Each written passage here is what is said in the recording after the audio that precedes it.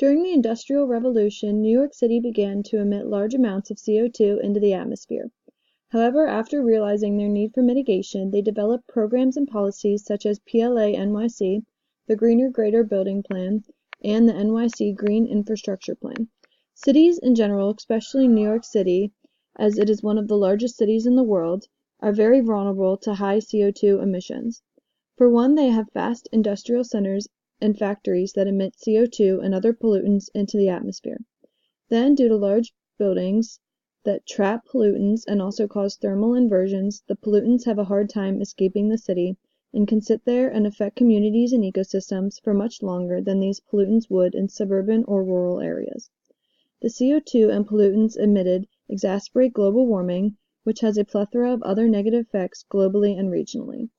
New York City has developed several mitigation strategies that have reduced the effects their communities have on their ecosystems as well as global warming as a whole.